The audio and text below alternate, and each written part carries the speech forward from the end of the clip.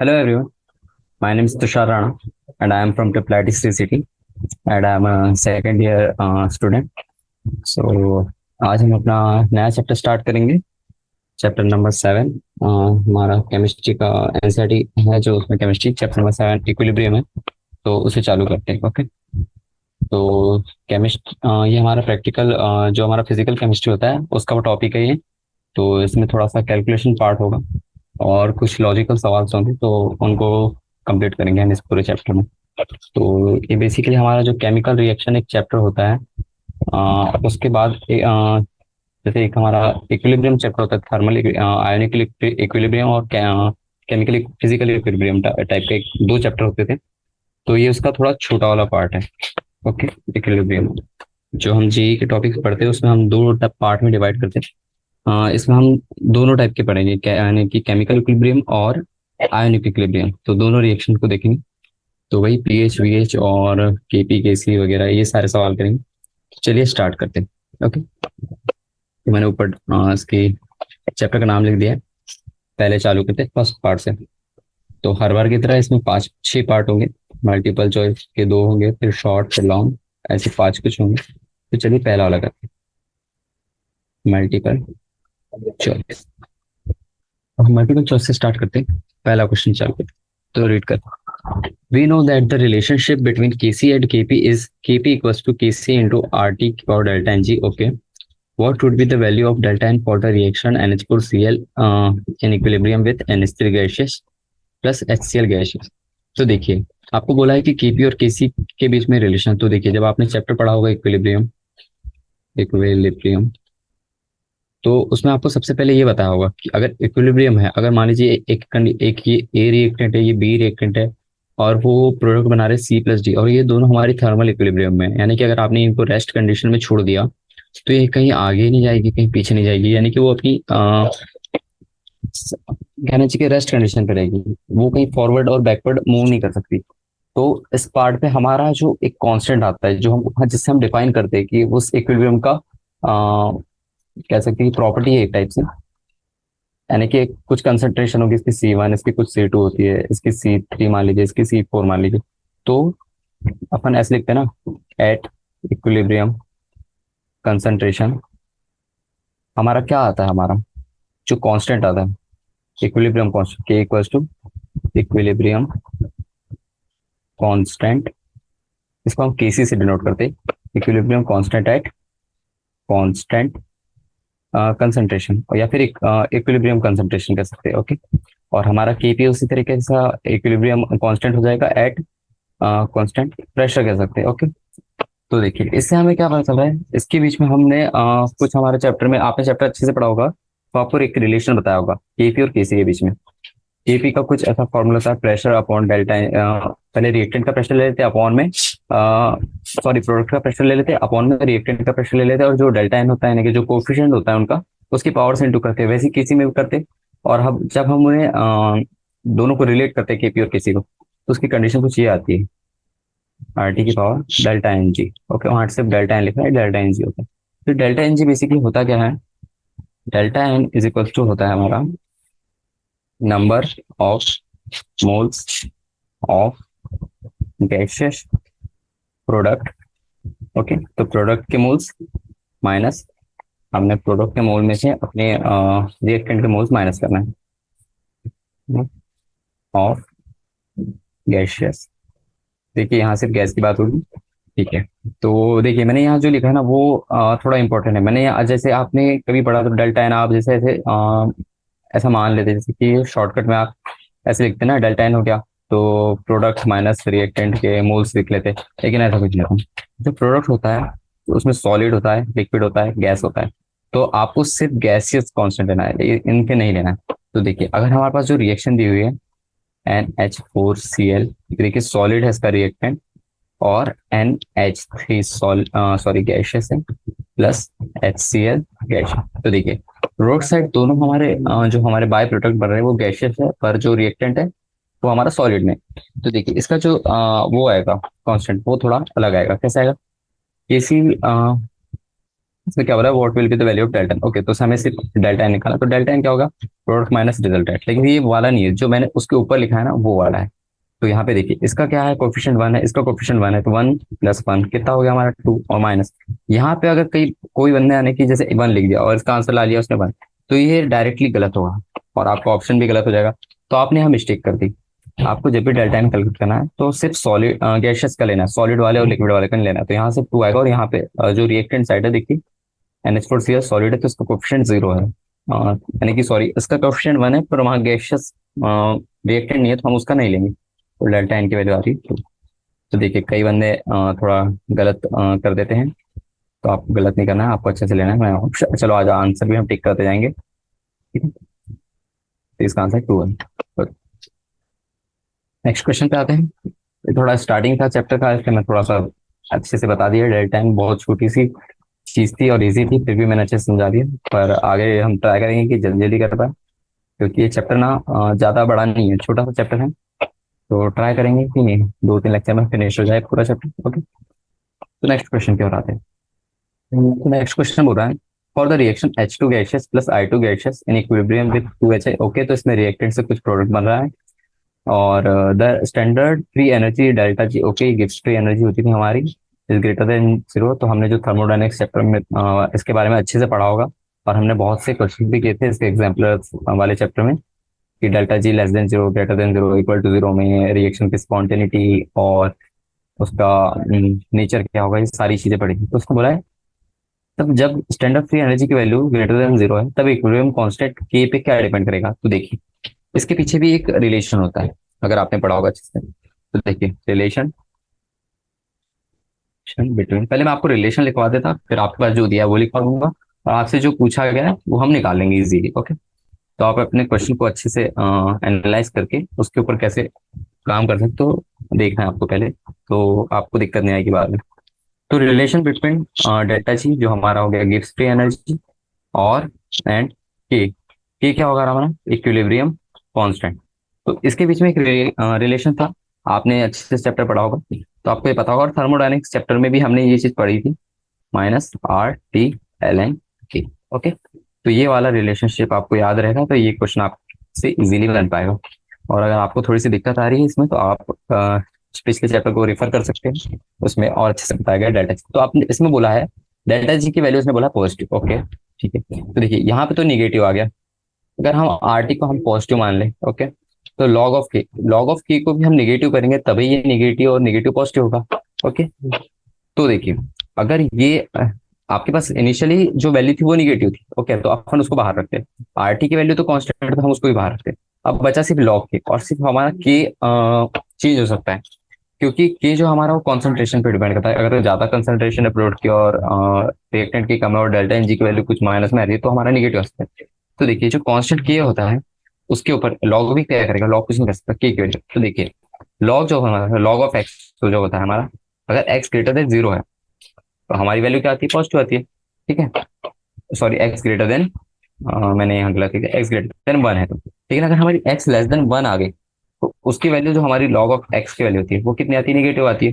तो यहाँ आपको समझ आ गया होगा कि जो लॉग के अंदर जो हमारा के है उसकी वैल्यू जब तक लेस देन 1 नहीं होगी, ये वाला देखो के की वैल्यू जब तक लेस देन 1 नहीं होगी, then if K is less than 1 then delta G not is equal to positive. Okay, क्योंकि निगेटिव निगेटिव को आपको पॉजिटिव बनाना है तो एक और निगेटिव इम्पोर्ट यानी इम्पार्ट करवाना पड़ेगा, और उसको इम्पार्ट करवाने के लिए आपके पास एक ही चीज है जिसे आप इक्विलिब्रियम कांस्टेंट कहते हैं। तो इस तरीके से आप क्वेश्चन को एड्रेस करेंगे। तो इसका आंसर क्या हो जाएगा, पहले वाले का आंसर नहीं लिखा मैंने एक शीट में, इसमें लिख देते हैं। क्या था इसका ऑप्शन, ओके फोर्थ था, तो चलिए फोर्थ मार्क कर दीजिए। सेकंड वाले क्वेश्चन में हमारा है, सेकंड वाले का भी आंसर फोर्थ ही है, तो आप फोर्थ टिक कर दीजिए। ये वाला फोर्थ, तो मैं यहाँ पे भी टिक कर दे रहा हूँ, ये लेस देन 1। तो इस तरीके से आपको देखना है, क्योंकि अगर आप वहां सीधे लिख देंगे कि लॉग ऑफ के की वैल्यू लेस देन 0 होगी, पर लॉग ऑफ के तो चेंज ही तब होता है जब के की वैल्यू उसके अंदर की वैल्यू 1 से कम हो। ठीक है, तो ये सारी चीज देख देगा, आपको लॉग की प्रॉपर्टी भी पता रहना चाहिए कुछ। क्वेश्चन नंबर थर्ड पे आते हैं। ओके, तो ये स्टेटमेंट बेस्ड क्वेश्चन है, तो आपको इसके लिए थ्योरी का नॉलेज अच्छे से होना चाहिए, इसमें कुछ ऐसा नहीं कि कैलकुलेशन पार्ट है। Which of the following is not general characteristics of equilibrium involving physical process. Okay, देखिए हमें इक्विलिब्रियम प्रोसेस का कैरेक्टरिस्टिक कौन फॉलो नहीं करता वो बताना है। पहला, equilibrium is possible only in a closed system at a given temperature. ये तो सही है। यानी अगर कोई क्लोज सिस्टम है तो उसमें कुछ आगे और पीछे नहीं, रिएक्शन कुछ होगी नहीं, तो उसमें इक्विलिब्रियम की तो ऐसी कोई दिक्कत नहीं आएगी। ओके, दूसरा देखते हैं। यानी हमें इक्विलिब्रियम, यानी कोई प्रोसेस हो रही है और उसके बीच में उसमें इक्विलिब्रियम हो रहा है, तो हमें उसके कैरेक्टरिस्टिक्स बताना है। तो ये वाली तो सही। सेकंड वाला देखते हैं। All measurable properties of the system remain constant. हाँ, तभी तो वो इक्विलिब्रियम में रहेगा। यानी कि जैसे कॉन्सेंट्रेशन बोला है, कांस्टेंट कंसंट्रेशन है कि कंसंट्रेशन सेम है। प्रेशर है तो प्रेशर सेम है, तो वो केपी हो जाता है, केसी हो जाता है। वैसे ही हमारा के एक्स हो जाता है जब मोल फ्रैक्शन हमारा सेम होता है। उसके भी अलग रिलेशनशिप थी सभी के साथ में। ठीक है। Third, all physical properties stop at equilibrium. नहीं नहीं नहीं, आप सिर्फ उसकी वैल्यूज को चेंज कर सकते हैं। फिजिकल प्रॉपर्टी तो उसमें उतना डिफरेंस नहीं आता। ओके, फिजिकल प्रॉपर्टीज चेंज होती रहती है। ओके, वो स्टॉप नहीं होती, वो कंटिन्यू रहती है। The opposing process occur at the same rate and there is a dynamic but stable condition. हाँ, ये तो प्योरली ट्रू है, थर्ड स्टेटमेंट। तो मुझे थर्ड वाले का ऑप्शन थर्ड लग रहा है। क्यों? क्योंकि जो ऑल फिजिकल प्रॉपर्टीज होती है, जैसे कि मैं एग्जांपल ले लूँ, चाहिए इसका आंसर क्या होगा? थर्ड वाला इज नॉट करेक्ट। क्यों? तो देखिए, जो हमारी फिजिकल प्रॉपर्टीज होती है, फिजिकल प्रॉपर्टीज, जैसे मैं एक एग्जांपल ले लूं आपके रेफरेंस के लिए, मेल्टिंग ऑफ आइस। जैसे अपन आइस और वाटर के बीच में अगर कोई रिएक्शन कर रहे हो, और एंड फ्रीजिंग ऑफ वाटर, तो उसमें देखिए फिजिकल प्रॉपर्टी चेंज होती है कि नहीं?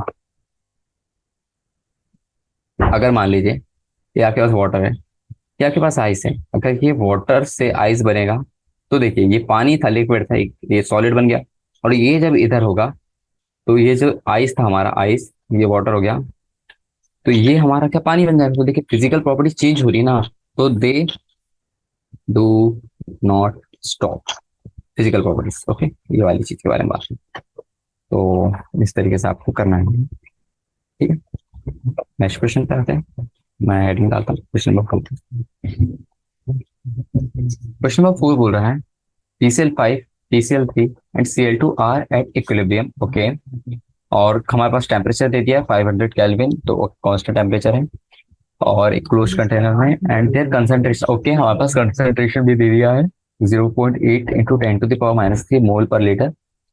वैसे PCl3 के रिस्पेक्टिवली यानी कि सब बराबर ही। ओके, 1.2 और 1.2 10⁻³ या 10⁻²। ओके, तो हमें वैल्यू ऑफ केसी। ओके, देखिए मैंने जैसे देखिए आपको पहले ही जो एग्जांपल था, यानी पहले ही क्वेश्चन था, उसमें आपको सॉरी, ये था क्या?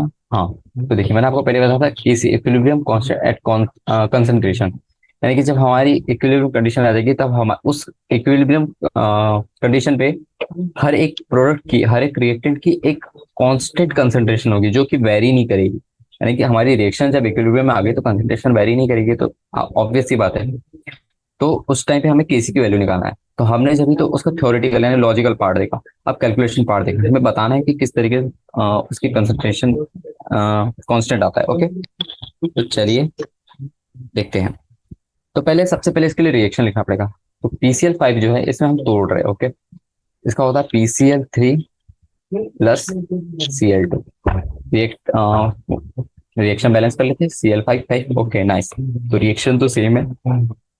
ओके, और क्या हुआ है, सभी गैसियस प्रोडक्ट हैं, और इनका कोफिशिएंट तो बनी है। कोफिशिएंट की जरूरत पड़ती है उसमें। अगर आपके पास केसी निकालने में फिर डायरेक्ट केपी बोल दिया, तो आप delta N G into R T लगा के सीधे निकाल सकते हैं। तो जैसे हम केसी निकाल लें, केसी की वैल्यू क्या आ गई?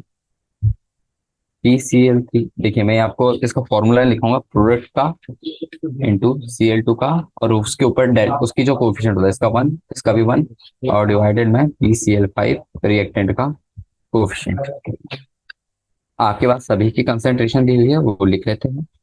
10⁻³ इंटू, देखिए ये इंटू में, ओके, 1.2 इंटू 10⁻³ दिया है। ओके, सॉरी मैंने कुछ गलत लिख दिया। 1.2 इंटू 10⁻³ 120, हाँ दोनों की सेम दी है। ओके, तो कोई दिक्कत नहीं। या फिर हम इसका डायरेक्ट स्क्वायर भी कर सकते हैं, या फिर ऐसे रख सकते हैं 1.2 इंटू 10⁻³ का होल स्क्वायर तो ये 6 हो जाएगा, और डिवाइड में क्या लिख देंगे, PCl5 का कंसेंट्रेशन कितना दिया है, 0.8 इंटू 10⁻³ इधर से इधर काट दीजिए।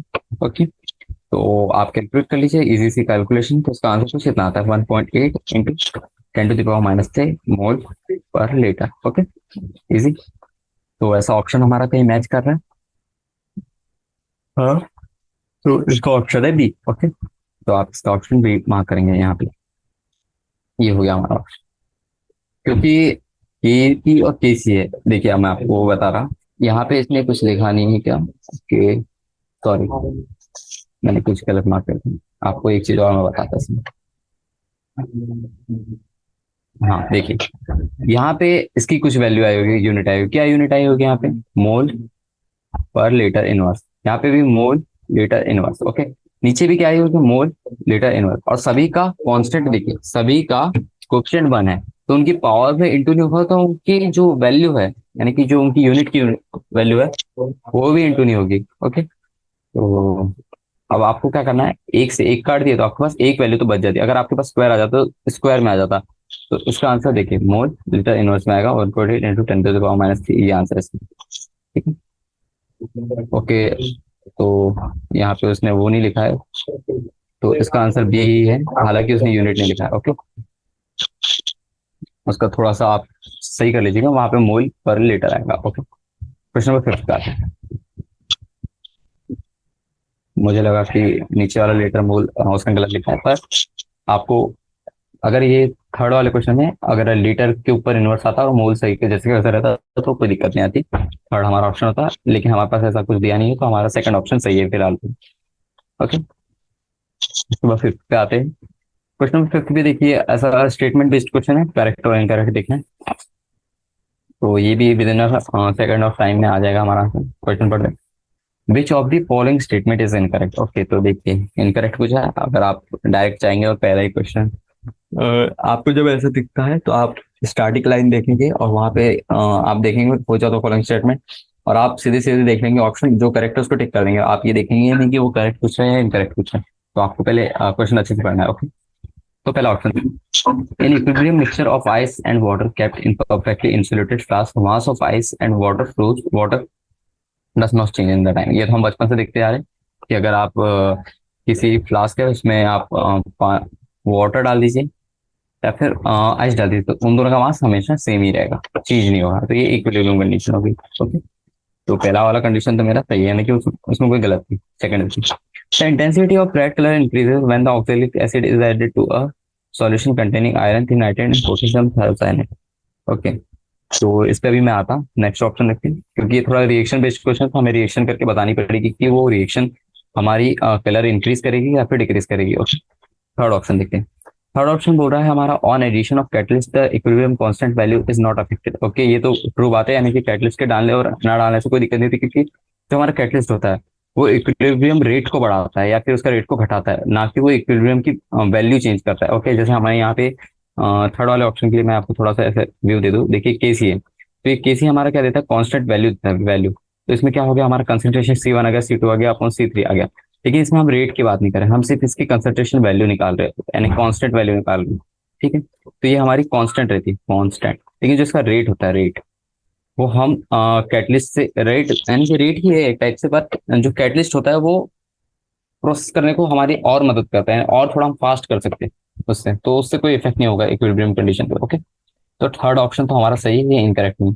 फोर्थ ऑप्शन देखते हैं, equilibrium constant for a reaction with delta H negative value decreases as the temperature increase. Okay, तो ये आपने चैप्टर में पढ़ा होगा, तो इसके ऊपर कोई चर्चा नहीं करेंगे, ये यानी थोड़ा टॉपिक अच्छा था, तो ये सब आपको पढ़ाया जाता है, नहीं पढ़ाया तो आपको चैप्टर फिर से रेफर करना पड़ेगा। ओके, सेकंड क्वेश्चन की बात कर रहा था मैं, इसमें आपको देखिए, अब आपको मैं ये रिएक्शन लिखवाता हूँ।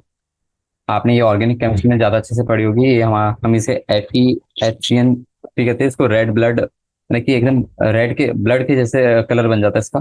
ठीक है, तो कौन सा था बी ऑप्शन, ये देखिए इसमें क्या आंसर था, Fe+3। देखिए कैटायनिक आयनिक रिएक्शन है ये, Fi+3 में HC है। ठीक है, ये इक्विलिब्रियम कंडीशन लगाएंगे, क्योंकि अभी हम सब इक्विलिब्रियम रिएक्शंस के बारे में बात कर रहे हैं। ये SCN, और इसके ऊपर आ गया +2 चार्ज। अब इसमें क्या बोला है उसने, रेड कलर की इंटेंसिटी बढ़ती है when reaction forwards in the direction of the product. Okay, तो देखिए जो हमारा ऑक्जेलिक एसिड है जब वो सॉल्यूशन में डाला जाएगा iron nitrate, okay, when oxalic acid is added to solution containing iron nitrate and potassium thiocyanide. देखिए ये हमारा आयरन नाइट्रेट है, तो ये आयरन नाइट्रेट मैंने ये कैसे लिख दिया, देखिए जो Fe है, Fe और नाइट्रोजन की जब आप रिएक्शन करते हैं तो नाइट्रोजन का जो प्लस चार्ज होता है वो Fe के प्लस चार्ज से, सॉरी नाइट्रोजन का माइनस चार्ज Fe के प्लस चार्ज से रिएक्ट करता है, तो वो Fe+3 बाहर निकालता है। तो उसी के कारण उसका कंटेंट क्या होता है, thiocyanide, sorry, iron nitrate and potassium. अब आपने बोलोगे देखिए बेसिकली ये रिएक्शन क्या है, मैं बताता हूँ। ये Fe और नाइट्रोजन के बीच में रिएक्शन है, और ये KSCN, तो ये K प्लस, और ये पूरा रिएक्शन माइनस में जाता है, ये प्लस -3 में जाता है, +3 में जाता है। ओके, तो ये रिएक्शन है बेसिक। तो आपको नाम से ऐसे कंफ्यूज नहीं होना है, ये हमारा पोटेशियम थायोसाइनेट है। ओके, तो ये जब रिएक्ट करते हैं, व्हेन एसिड रिएक्ट्स, तब क्या होता है, Fe+ आयन जो है वो कॉम्प्लेक्स आयन बनाने लगता है, यानी क्या कहते हैं, यानी रिएक्शन नहीं करता। जो हमारा देखिए Fe+3 जो है Fe+3, वो इसके साथ में जो ऐसे रिएक्शन लिखा रहा है मैंने, वो एकदम ऐसे आइसोलेटेड रिएक्शन नहीं बना था, वो बिल्कुल एक complex they form complex ion structure. क्या बोला मैंने, तो एक चैप्टर तो हमारा कंपाउंड केमिस्ट्री था शायद तक, इनऑर्गेनिक केमिस्ट्री में, तो उसमें हमने इन सब के बारे में बात करी थी, जिसमें मेरे को जहां तक याद है, जिसमें वो हमारा एक कॉन्सेप्ट होता था ना, जैसे डाइमर हो गया, डाइमीन हो गया, ट्राइमीन हो गया, टेट्रामीन हो गया, तो हम बहुत सारे वो बनाते थे, यानी कि उनकी चेन रिएक्शन वैसे वाले। तो देखिए उसी में हमने एक कंपाउंड पढ़ा था, FeC2O4 ऑक्जेलिक एसिड है, तो देखिए ये उसका C2O4 ऑक्जेलिक एसिड का आ गया, और Fe+3 आयन का ये आ गया, तो ये -3 हो गया, ठीक। ये कॉम्प्लेक्स आयन फॉर्म करता है। ओके, तो due to this complex ion the decreasing concentration of Fe+3, तो देखिए Fe+3 की कुछ कंसंट्रेशन होगी, लेकिन वो ऑक्जेलिक एसिड के साथ में जब रिएक्ट कर लेता है कॉम्प्लेक्स आयन बन जाता है, तो उसके जो आयंस होते हैं वो कम हो जाएंगे, क्योंकि वो आयंस के साथ फॉर्म हो गया, तो वो इजीली फ्री नहीं है, तो वो यानी कि घूमेगा नहीं वो। ओके, बाहर एकदम फ्री नहीं घूम सकता, तो concentration of Fe+3 decreases. Okay, decrease के लिए मैं ऐसा डाउनवर्ड साइन बनाता हूँ, ठीक है। तो विच इन टर्न, यानी इसकी टर्न में, यानी कि Fe+3 की कंसंट्रेशन डिक्रीज हुई, तो रेड कलर जो हमारा प्रोडक्ट बन रहा था उससे Fe colour intensity city decreases. Okay, तो इंटेंसिटी का कलर भी डिक्रीज करेगा, लेकिन यहाँ क्या बोल रहा है, the red colour increases with object, तो इंक्रीज नहीं का था, जबकि यानी कि वैसे तो रेड कलर बनाता है, पर वो कंसंट्रेशन डिक्रीज करेगी, रेड कलर की इंटेंसिटी डिक्रीज करेगी जैसे जैसे हम एसिड डालेंगे उसमें, क्योंकि वो मोर प्रोडक्ट फॉर्म करेगा Fe+3 के साथ। और जो हमारा रेड कलर फॉर्म हो रहा है वो किसके कारण हो रहा है, Fe के कारण हो रहा है। आपको पता है ना, रेड कलर आयरन और आयरन Fe+2 Fe+ की property, ferric chloride, ferrous chloride, ये सब चीज आपने पढ़ा होगा, तो उसकी बात है। ये आपने D&F ब्लॉक में पढ़ा होगा शायद तक, डी ब्लॉक में पढ़ा होगा, जो हमारा इनऑर्गेनिक केमिस्ट्री का चैप्टर है, तो ये उस चीज का है। तो देखिए मैंने आपको ब्रीफ इंटर यानी कि ब्रीफ बता दिया इसका, तो इसका आंसर हमारा हो जाएगा डी, ठीक है। क्वेश्चन नंबर 6 पे आते हैं। क्वेश्चन नंबर 6 बोल रहा है, when hydrochloric acid is added to cobalt nitrate solution, okay, at room temperature, ठीक है, the following reaction takes place and the reaction mixture becomes blue, okay, ठीक है। on cooling, इसमें भी कलर चेंज हो रहा है, on cooling the mixture it becomes pink on the basis of the information mark the correct answer, okay। तो COHO ये reaction दी हुई है हमारे पास, COH2 देखिए हमारा ये हो गया कोबाल्ट नाइट्रेट का सॉल्यूशन में से जो H2 के साथ फॉर्म करेगा वो वाला रिएक्शन हो गया, ठीक है। देखिए जब कोबाल्ट रिएक्शन हम छोड़ देंगे, ठीक है, तो वो पिंक से ब्लू हो जाता है ना, वही Cl- आयन उसने छोड़ा, और COCl4 और H2 लिक्विड बना दिया। तो इसके बाद में हमारे डेल्टा H के बारे में हम बात करेंगे। ओके, चलिए क्वेश्चन की ओर आते हैं। पहले रिएक्शन लिख लेता हूँ, COH2O6 3 पॉजिटिव, एक्वस फॉर्म में है, plus 4 times of Cl minus, ये भी हमारा एक्वस फॉर्म में है, और ये हमारा इक्विलिब्रियम में है किसके, ये भी देखिए हमारे पास ये जो COH2O6 है और COCl4 ये भी हमारे कॉम्प्लेक्स आयन है, ये आपको ध्यान रखनी है, ठीक है। क्योंकि जो डी ब्लॉक के एलिमेंट्स होते हैं उनमें ज्यादा प्रॉपर्टीज होती है कलर शो करने के लिए, और ठीक है, क्योंकि उसमें कुछ क्या रहता है उसमें, बहुत सी चीजें मैटर करती है उसमें, फ्री इलेक्ट्रॉन, ऑड इलेक्ट्रॉन, फिर LG कुछ तो था मुझे याद नहीं आ रहा है वो, ligand to ligand transfer ions, ये सारी चीजें रहती थी, उस कारण हमारा कलर शो करता था, ठीक है। तो ये सारी रिएक्शन इनके सारे स्ट्रक्चर बनते हैं COCl4 के, कुछ टेट्राहेड्रल वगैरह, ये सारी चीजें आप पढ़ोगे या फिर पढ़ लिया होगा आपने तो और अच्छे से समझ आएगा। तो देखिए, तो जो रिएक्शन है, तो देखिए जब हम क्वेश्चन पढ़िए आप अच्छे, the following reaction takes place in the reaction mixture become blue, okay. तो जब रिएक्शन इधर से इधर जा रही है, ठीक है, इधर से इधर जा रही है, यानी कि फॉरवर्ड जा रही है, तब वो पिंक से ब्लू हो रही है, ओके ठीक है। लेकिन जब reaction when when reaction shifts the backward direction, जब बैकवर्ड डायरेक्शन में चल जाएगी, बैकवर्ड यानी कि इधर चल जाएगी, बैकवर्ड डायरेक्शन में, डायरेक्शन यानी कि बेसिकली ये हिट करे ऑन कूलिंग। देखिए जो आपके पास सेकंड स्टेटमेंट दी थी ना, ऑन कूलिंग, कूलिंग करेंगे तो बैकवर्ड डायरेक्शन यानी बैकवर्ड डायरेक्शन में जाएगी, तो इससे क्या पता कर रहा है, जो बैकवर्ड डायरेक्शन है वो हमारी एक्सोथर्मिक हो जाएगी, समझे, यानी कि आप कूल कर रहे हैं तो आपकी रिएक्शन वो एक्सोथर्मिक हो जाएगी, ठीक है। द रिएक्शन इज एक्सोथर्मिक, ठीक है। आप अगर किसी चीज को कंडेंस कर रहे हैं तो वहां पे कुछ हीट निकलती है, ठीक है, तो उसी को कहते हैं एक्सोथर्मिक रिएक्शन। हीट निकले तो एक्सोथर्मिक रिएक्शन, और हीट निकलती है तो डेल्टा की वैल्यू क्या आती है, लेस देन 0 आती है। तो इसका आंसर क्या हो जाएगा हमारा, सॉरी, ये हमने फॉरवर्ड क्यों नहीं करा, हमें यहाँ बैकवर्ड की ऑन द बेसिस ऑफ क्या वाला है, delta is for the reaction, okay reaction, हमारे पास उल्टी रिएक्शन की वैल्यू है, ठीक है, जब हम बैकवर्ड जा रहे हैं, ठीक है? लेकिन in this question we want the forward forward delta H value, अगर एक्सोथर्मिक है तो डेल्टा एच की वैल्यू को लेस देन 0 होगी, लेकिन ये हमारे कौन सा केस है, ये बैकवर्ड डायरेक्शन के केस में। लेकिन हम जब फॉरवर्ड जाते हैं, फॉरवर्ड डायरेक्शन, तब हमारा जो रिएक्शन आता है वो आता है हमारा एंडोथर्मिक, क्योंकि उल्टा होगा, सीधे सीधे इक्विलिब्रियम कंडीशन में तो सीधे या तो एक्सोथर्मिक हो सकता है एक साइड, या फिर एंडोथर्मिक हो सकता है, और उसके अपोजिट वाइस वर्सा आंसर आएगा हमारा एंडोथर्मिक, हमारा डेल्टा एच की वैल्यू 0 आती है, ग्रेटर देन 0, तो ये आंसर है। ये आंसर कौन सा दिख रहा है, फर्स्ट ऑप्शन दिख रहा है, तो आप सीधे सीधे टिक कर लीजिए, खत्म, एकदम इजी। क्वेश्चन नंबर 7 की बात, क्वेश्चन नंबर 7 बोल रहा है the pH of the neutral water, okay देखिए पीएच का क्वेश्चन आ गया, मैं देख ही रहा था कि अभी तक पीएच के क्वेश्चन क्यों नहीं आया, तो देखिए अभी तक हम कंडक्टिविटी सॉरी कांस्टेंट वगैरह से खेल रहे थे, अब अच्छे सवाल आ रहे हैं।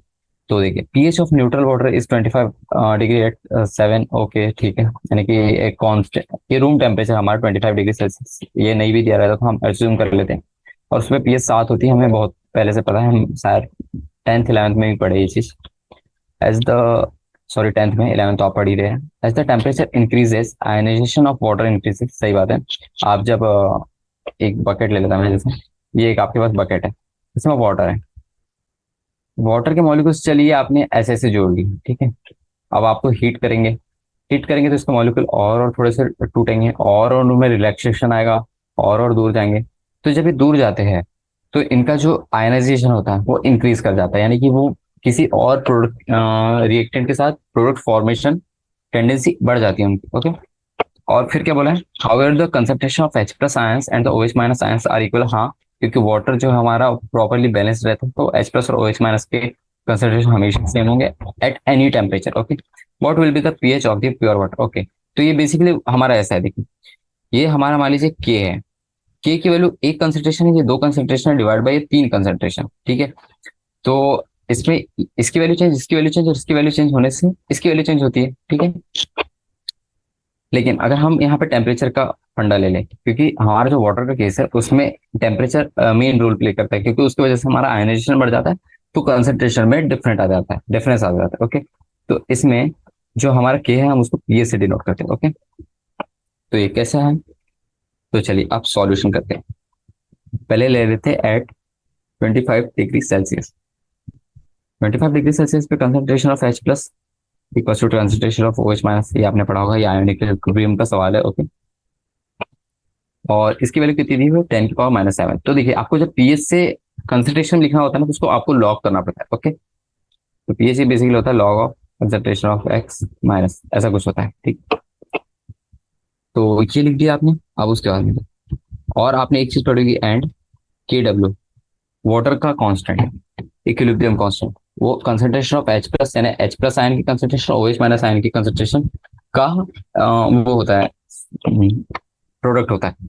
उसकी वैल्यू कितनी है, 10⁻⁻14, क्योंकि H की इतनी है, इसकी इतनी है, तो सिंपल कैलकुलेशन की। ठीक है, अब चलिए जो पूछा गया है अकॉर्डिंग टू क्वेश्चन। तो क्वेश्चन बोल रहा है हमें कि जब हम हीट कर रहे हैं, तो हीट कर रहे हैं तो हमारा KW क्या होगा, वो भी इंक्रीज करेगा। KW इंक्रीज करेगा तो concentration of H plus, concentration of OH minus जो होगी वो क्या होगी हमारे, ग्रेटर देन हो जाएगी 10⁻⁻14 से। समझे कैसे, क्योंकि आपने हीट करा तो उसकी कंसंट्रेशन भी बढ़ जाएगी। ओके, तो as concentration of H plus equal to concentration of OH minus, दोनों सेम है। तो हम इसको सिंपल ऐसे लिख सकते हैं, कंसंट्रेशन ऑफ H प्लस का होल स्क्वायर, और इसकी वैल्यू क्या हो जाएगी, ग्रेटर देन हो जाएगी 10⁻⁻14 से। ठीक है, तो इसके साथ हमारी कंसंट्रेशन एक, सिर्फ हम वाटर का ले रहे, देखिए आप पूछा भी पीएच बोला ऑफ वाटर, H की बोला, POH माइनस नहीं बोला। अगर पीएच बोला रहता तो हम हाइड्रोजन लेते, सॉरी H प्लस आयन लेते। चलिए मैं उसको आपको नेक्स्ट स्लाइड में बताऊंगा। H प्लस की हमारी ग्रेटर देन 10⁻⁻7, आप मान के चलिए भी मैंने H प्लस क्यों लिखा, आप ये सोच रहे होंगे, मैं बता रहा आपको। तो देखिए, when we are asked for pH, we calculate, ये मैं बता रहा आपको, ये नोट कर लीजिए आप थोड़ा सा, इससे आपको वो कब पीएच कब POH निकालना है ये इजी पड़ेगा। We calculate concentration of H plus ion, ठीक है, and for P of OH, ये भी होता है, आपको ये भी याद रखना। ओके, तो OH माइनस आयन के लिए OH माइनस आयन की कंसंट्रेशन लिखना पड़ता है, pH P of OH।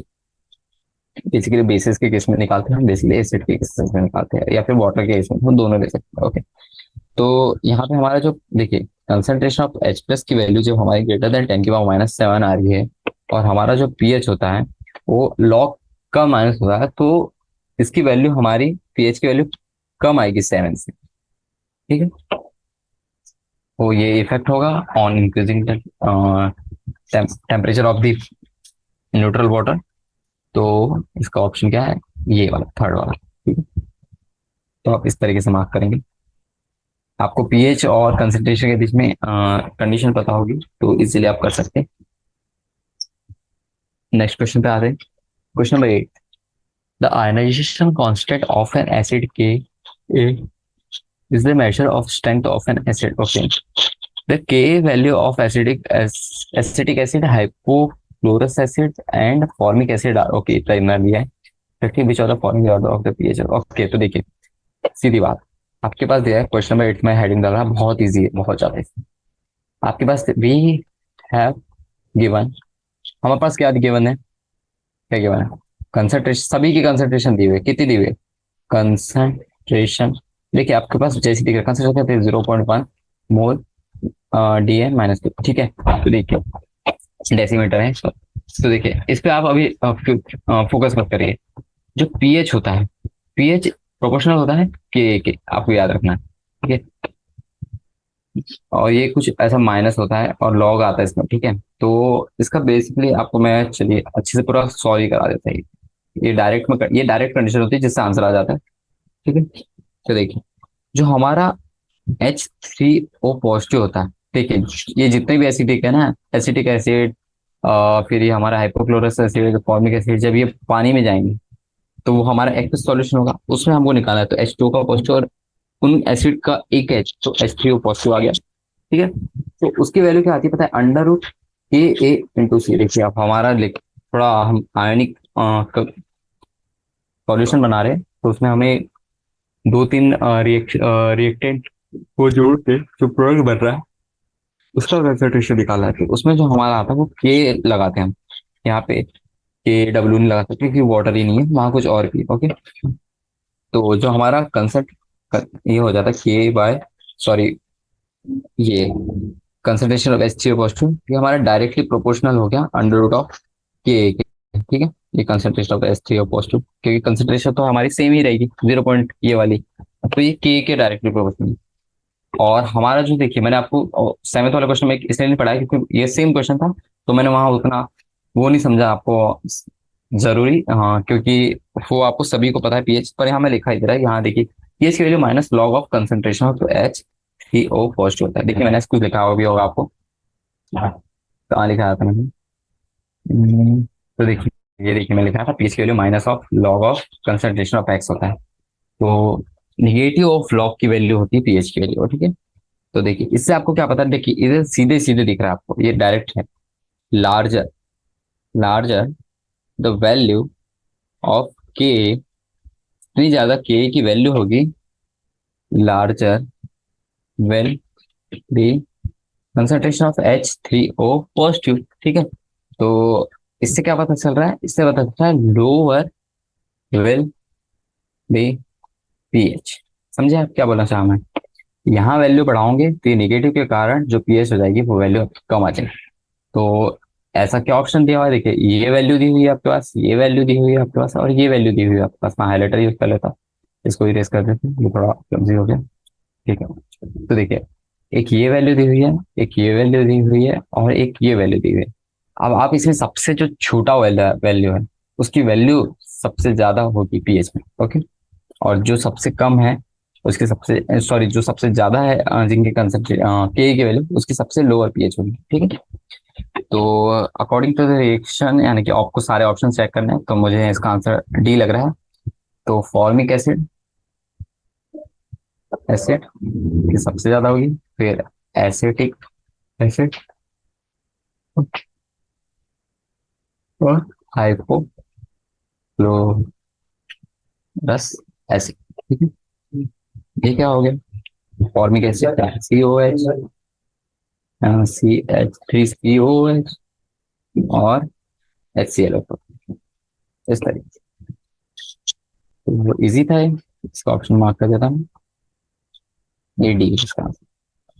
Next question पे आते हैं, इजी इजी है, बस थर्मल इक्विलिब्रियम के आपको थोड़ा सा कॉन्सेप्ट अच्छे से आना चाहिए, तो बहुत इजी है। जैसे ये क्वेश्चन आपको इतना बड़ा दिख रहा है पर बहुत इजी, मैं आपको बताता कैसे। तो क्वेश्चन पढ़ते हैं, तो K1 K2 K3 और तीन रिप्रेजेंटेटिव यानी का कांस्टेंट है। ओके, कुछ रिएक्शन है उनके करस्पॉन्डिंग कांस्टेंट भी है, जैसे कि अभी यहाँ मेरे को पेन यूज करना पड़ेगा। इसका हो गया हमारा K1, इसका हो गया हमारा Ka2, और इसका हो गया हमारा Ka3। ठीक, रिस्पेक्टिवली बोला, और हमें बोला है इनके बीच की रिलेशन। तो आपको क्या करना पड़ेगा, सिंपल, आप कुछ मत कीजिए, इसको वन मान लीजिए, इसको टू मान लीजिए, इसको थ्री मान लीजिए, और आपको ये वाली रिएक्शन इस तरीके से बनानी कि इन दोनों में कुछ आप मैनिपुलेशन करें तो आपकी थर्ड वाली रिएक्शन आ जाए, या फिर थर्ड और सेकंड को कुछ करिए कि फर्स्ट आ जाए, या फिर फर्स्ट और सेकंड करिए, सॉरी सेकंड और थर्ड को करिए कि फर्स्ट आ जाए। माइनस प्लस इनटू डिवाइड ये सब करने से आ जाएगा आपका आंसर। तो चलिए मैं आपको बता रहा हूँ कैसे, बहुत ईजी है।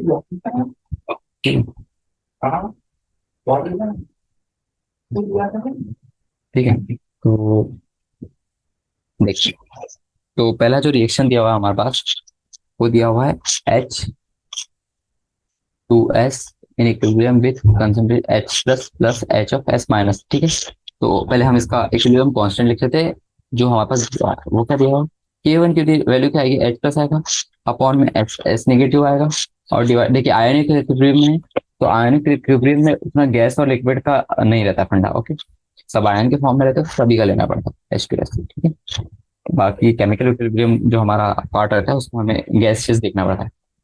सेकेंड वाला जो है उसमें एच एस नेगेटिव है, एच प्लस है, प्लस एस टू माइनस है। ठीक है, तो इसका भी करस्पॉन्डिंग इक्विलिब्रियम कांस्टेंट लिख लेते हैं। तो इसका वैल्यू कुछ इतना आता है, एच प्लस ये लिख दिए, और सबका देखिए कोफिशिएंट वन है, तो कोफिशिएंट तो आपको ऊपर डेल्टा एन के फॉर्म में लिखना पड़ेगा, पर यहाँ किसी सब में वन है तो इजी है हमारे, चलिए और अच्छा हो गया हमारा क्वेश्चन। ये हो गया, अभी सारी टर्म्स लिखेंगे। ठीक है, ये पहली इक्वेशन मान लेते हैं, ये दूसरी इक्वेशन मान लेते हैं, और हम K3 भी निकाल लेते हैं। मैं रिएक्शन में लिख रहा, रिएक्शन आप देख सकते हैं। तो रिएक्शन के बेसिस पे क्या आएगा आपका, कंसंट्रेशन ऑफ H प्लस का whole square H2 minus divided by H2S। तो देखिए, अब आप पता है क्या क्या कर सकते हैं इसमें, जब आप reaction one, when we add reaction one and two, आप एक बार रिएक्शन वन और टू को एक बार ऐड करके देखिए, चलिए ऐसी ऐड करके देखिए। तो H2S प्लस HS नेगेटिव आ गया, इक्विलिब्रियम कर लीजिए, H प्लस और H प्लस दोनों के देखिए, ये वाला H प्लस और ये वाला H प्लस, तो two times of H plus हो गया, plus H2 minus plus HS negative. ठीक है, तो ये वाला HS नेगेटिव, ये वाला HS नेगेटिव कट गया, इक्विलिब्रियम कंडीशन में आप काट सकते हैं। ओके, तो देखिए H2S in equilibrium with two times of H plus plus H2 minus. तो देखिए क्या दिख रहा है हमें, ये सीधे सीधे थर्ड इक्वेशन लिख गया। तो आप वन प्लस टू कर सकते हैं, तो जो K1 है प्लस K2 करेंगे तो इसमें डायरेक्ट एडिशन नहीं होता। ओके, तो ये ऐड नहीं होगा, तो उसमें क्या होता है पता है क्या, अगर आप रिएक्शन ऐड कर रहे हैं तो जो K की वैल्यू होती है A3, उसकी वैल्यू हो जाएगी KA1 इंटू KA2, इस तरीके से आपको ऐड करनी है। ठीक है, तो सॉरी, इसका आंसर ये हो जाएगा। अब अपन चलते हैं नेक्स्ट क्वेश्चन पे, क्वेश्चन नंबर 11 पे। तो क्वेश्चन नंबर 11 बोल रहा हूँ मैं, acidity of BF3 can be explained on the basis of which of the following concept? Okay, Arrhenius, Bronsted, Leonti concept, Lewis concept, Bronsted, Lowry, as well as Lewis concept, sorry। तो चलिए ये question कर लेते हैं, उसके बाद मैं थोड़ा सा मुझे गला थोड़ा सूख रहा है, मैं थोड़ा पानी पी लूंगा, तो आप भी थोड़ा सा ब्रेक ले लीजिएगा। ये क्वेश्चन मैं अब पढ़ लिया तो इसको कर लेते पहले। तो acidity of BF3 can be explain on the basis, okay ठीक है। तो ये बेसिकली जो होता है हमारा BF3, ये BF3, ठीक है। तो ये हम किस कॉन्सेप्ट से बता सकते हैं, ये बोला है ना, तो इसका आंसर मुझे याद है, आपको भी याद रहना चाहिए। इसका आंसर होता है अकॉर्डिंग टू लेविस कॉन्सेप्ट। ठीक है, तो जो लेविस कॉन्सेप्ट होता है उससे हम बता सकते हैं। तो उसमें क्या होता है, अ पॉजिटिवली चार्ज और एन इलेक्ट्रॉन डिफिशिएंट चार्ज, अगर कोई पॉजिटिव चार्ज है, क्या होता है हमारा ये, अ पॉजिटिव चार्ज और an electron deficient species act as a Lewis acid. और यहाँ हमारा जो BF3 होता है वो एक्ट करता है लेविस एसिड। क्यों, क्योंकि ये हमारा जो होता है इलेक्ट्रॉन डिफिशिएंट होता है पहली बात तो।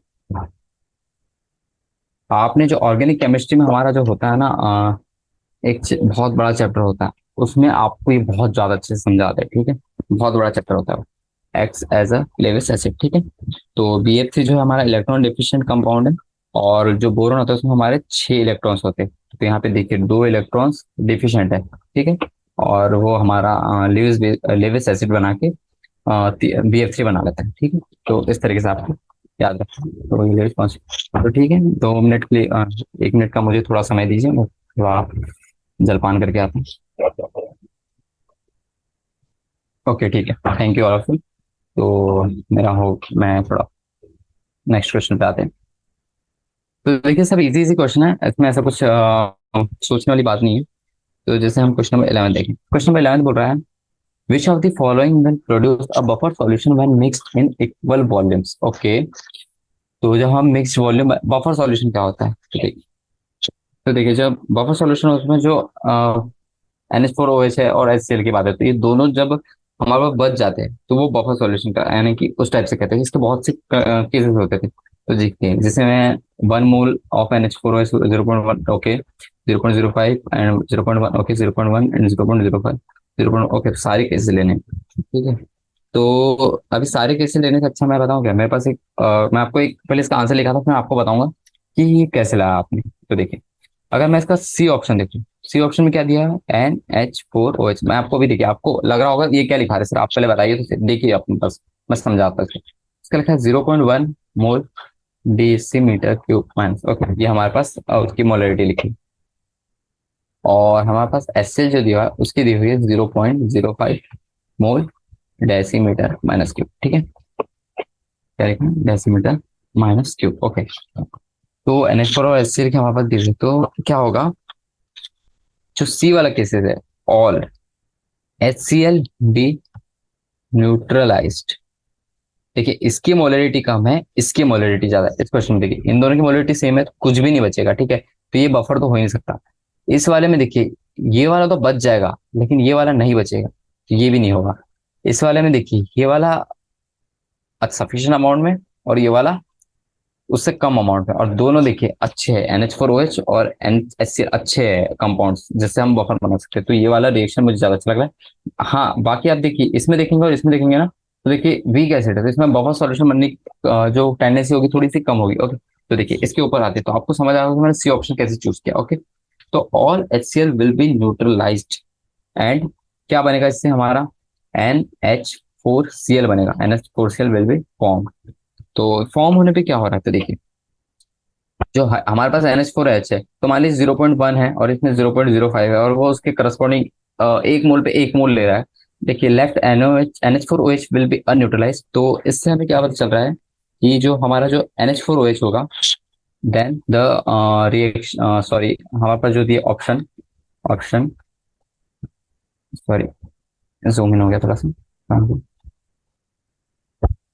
ओके हमने थोड़ा सा स्क्रॉल कर दिया। ओके देखिए हाँ देन द ऑप्शन थर्ड में क्या था हमारा 0.1 mole of NH4OH OH and 0.05 mole of, मैं पूरा वो कंसंट्रेशन नहीं लिख रहा, आप समझ गए होंगे, HCl।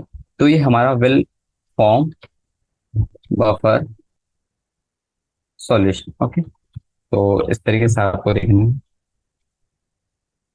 ठीक है। तो चलिए क्वेश्चन नंबर ट्वेल्थ ट्वेल्थ हो गया, सॉरी 12 पे चल लेते हैं। क्वेश्चन नंबर 12 बोलता है हमें which of the following solvents is silver chloride soluble। Okay तो हमें सिल्वर क्लोराइड की सॉल्युबिलिटी के ऊपर बात करनी। तो देखिए जो सिल्वर क्लोराइड जो है वो हमारा जब भी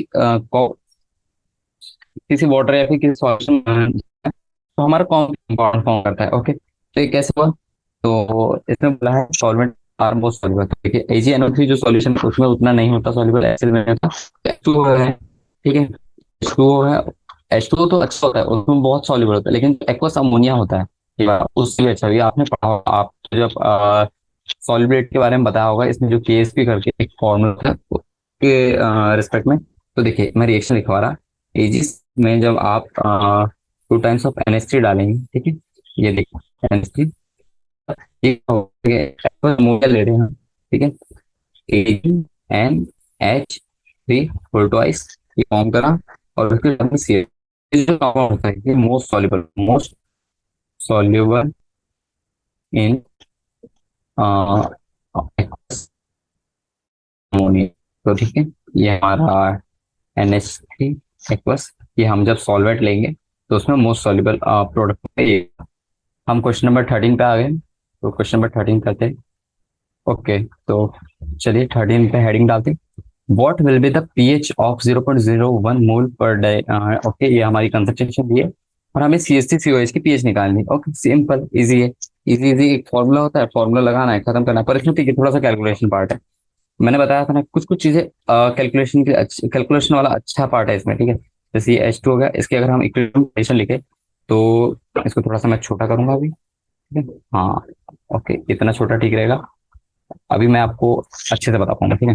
H2 पॉजिटिव हो गया तो ये क्या मतलब था, जब H2 में जाता है तो H3O पॉजिटिव, अपने क्वेश्चन भी करा था जिसमें सभी के H3O पॉजिटिव की कंसंट्रेशन से हम कुछ कुछ फॉर्म करना था, इसी इसमें करा था। ओके ये हो गया। तो देखिए पहले हम क्या लिखते, इनिशियल कंसंट्रेशन को मैं T1 मान लेता हूँ। T1 ये हमारा इनिशियल हो गया, ठीक है।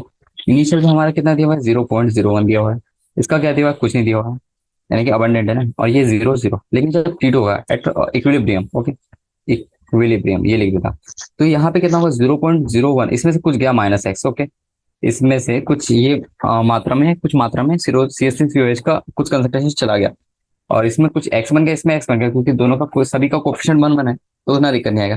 तो देखिए इसमें हम क्या बताते के हमने पढ़ा था कि रिएक्टेंट सॉरी प्रोडक्ट का कंसंट्रेशन डिवाइडेड बाय रिएक्टेंट का कंसंट्रेशन, तो ये कितना हुआ H3O positive divided by CH3COO negative divided by concentration of CH3COOH, ठीक है। तो सभी की वैल्यूज रख लेते हैं, x² अपॉन में हो जाएगा 0.01 - x, ठीक है। तो अब देखिए, अब आपके पास पता क्या, we have to do some assumption. तो मैंने ये क्या लिखा, तो अजम्पशन से हमारा ये तात्पर्य है कि अगर आपके पास वैन एक्स की value less than equal to 0.01 होती है, ठीक है, देखिए यहाँ दिख रहा है ना 0.01, एक्स की वैल्यू जब 0.01 होती है, देन 0.01 माइनस एक्स की वैल्यू अप्रोक्सीमेटली हम 0.01 ही ले लेते हैं ना, हम उसे ऑलमोस्ट नेग्लेक्ट कर लेते हैं उसके टर्म में, ठीक है। तो इसकी value x square upon 0.01 is equal to कितना आ जाएगा, 1.74 into 10 to the power minus कितना दिया 5, देखिए जो ये दिया रहता है के की वैल्यू वही लिखते हैं हम, क्योंकि वही तो निकाला गया है। तो ये हमने क्यों निकाला, क्योंकि हमें बताना है कि क्या प्रोडक्ट फॉर्म हुआ, क्योंकि जो H2 पॉजिटिव की कंसंट्रेशन आएगी उसी से हम पीएच निकाल पाएंगे। तो एक्स की वैल्यू कितनी आ गई, वो आप ये कैलकुलेट कर लीजिएगा, 4.2 into 10 to the power minus 4 आ गया। तो एक्स की कंसंट्रेशन आ गई, तो लेकिन हमें जब ये किसकी आ गई, कंसंट्रेशन ऑफ H3O पॉजिटिव आ गई, तो कंसंट्रेशन ऑफ हमारे पास H प्लस आ गया, कंसंट्रेशन ऑफ H प्लस आ गया, तो पीएच निकालेंगे, तो पीएच की वैल्यू आएगी minus of log of concentration, easily put करेंगे आप, तो 4.2 into 10 to the power minus 4 लिखेंगे, और ये जब आपका आंसर आएगा तो इसका आंसर कुछ ऐसा आता है 3.4। तो ये आपकी ऐसी कुछ कंसंट्रेशन आ जाएगी और इसका आंसर हो जाएगा फर्स्ट, ठीक है। तो कितना इजी था, ठीक है। तो इसी तरीके से आपको सारे क्वेश्चन जो भी ऐसे कंसंट्रेशन वाला है वो करना है।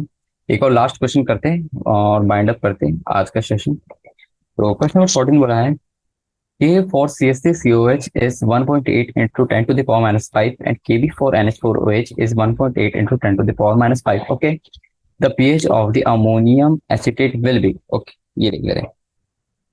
pH का एक फॉर्मूला लिखा है मैं आपको, आप बस देखिएगा ये क्या होता है, PKW plus PKA minus PKB।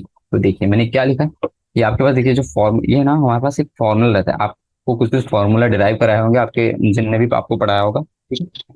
तो उसकी वैल्यू आपको बस यहाँ पे सिंपली पुट करना है, के दिया है, के भी दिया है, pH of the ammonium acetate पूछा है, ओके। तो हाफ लिखेंगे, पीएच ऑफ KW 14 होता है, ये सभी को पता है, माइनस लॉग पीएच ऑफ के निकालना है, हमारे पास के वैल्यू दी है, तो सीधे पीएच के लिए आपके पास अभी जस्ट पिछले वाले क्वेश्चन में वैसे रखना है, log of 1.8 into 10 to the power minus 5, ठीक है। और उसके बाद में आपको क्या करना है, और माइनस करना है, सॉरी प्लस करना है, log of 1.8 into 10 to the power minus 5, ठीक है। और आप जब इसको कर लेते हैं तब आपकी वैल्यू जो आती है वो 7 आती है। देखिए कैलकुलेशन पार्ट में आप पे छोड़ रहा क्योंकि ये ऐसे से कट जाएगा, ठीक है। तो देखिए पीके भी कट गया, PKW डिवाइड बाई 2 7 आ गया, तो ये हमारा पीएच आ गया। तो पीएच तो 14 का आंसर हमारे पास आ गया थर्ड, तो इसको आप ऐसे लिखेंगे, थर्ड ऑप्शन इज करेक्ट, ठीक है। तो इस तरीके से हमने कर लिया। और एक चलिए मैं लगे हाथों 15 क्वेश्चन कर लेते क्योंकि 35 क्वेश्चन है, तो आधा पार्ट यही हो जाएगा, कल हम ऑलमोस्ट चैप्टर कंप्लीट कर लेंगे। तो 15 क्वेश्चन लास्ट क्वेश्चन कर लेते हैं, ठीक है। तो 15 क्वेश्चन बोल रहा है stage of half completion of the reaction, okay. ये ए है और ए बी से इक्विलिब्रियम है, तो डेल्टा जी की रिएक्शन पे पूछा है when the reaction is half completed, okay. तो देखिए डेल्टा जी का रिएक्शन जो होता है delta G not is equal to minus of RT ln K होता है, ओके, ये सभी को पता है।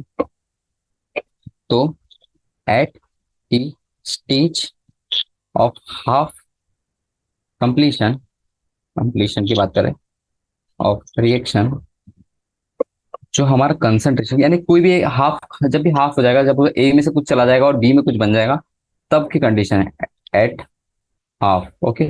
तब कंसंट्रेशन ऑफ ए की वैल्यू कंसंट्रेशन ऑफ बी हो जाएगा, क्योंकि आधा गया तो आधा ही तो बनेगा। तो यहाँ पे देखिए जो के की वैल्यू आ गई, K is equal to concentration of product upon concentration of reactant आ गया, और हमें बोला है एट हाफ, तो हाफ में हम प्रोडक्ट और रिएक्टेंट की कंसंट्रेशन लेंगे, तो वो मान लीजिए ए, एक मिनट एक के मान लीजिए इनकी वैल्यू होगी एक्स, तो ऊपर की वैल्यू जो बी होगी अपन कंसंट्रेशन ऑफ ए, और हम सबका मान लेते हैं 1 1 ही, क्योंकि रिएक्शन का कोफिशिएंट हमारे पास 1 ही दिया, एक्स अपॉन एक्स, तो इसका आंसर क्या की वैल्यू क्या आ जाएगी, 1 आ जाएगी।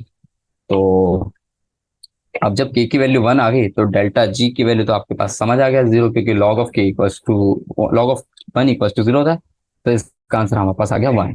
तो 15 का आंसर 1 होता है, ठीक है।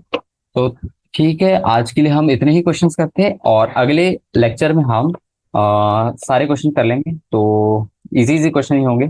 तो कितने क्वेश्चन है, 43 क्वेश्चन है, कोई नहीं, इजी इजी है, ओके। थोड़े ज्यादा क्वेश्चन है, कोई नहीं कोई नहीं, ट्राई करेंगे कल 2.5 लेक्चर्स में हो जाएगा मोस्ट प्रोबेबली। तो thank you all of you, मिलते हैं नेक्स्ट लेक्चर में। आगे के लिए bye bye and take care.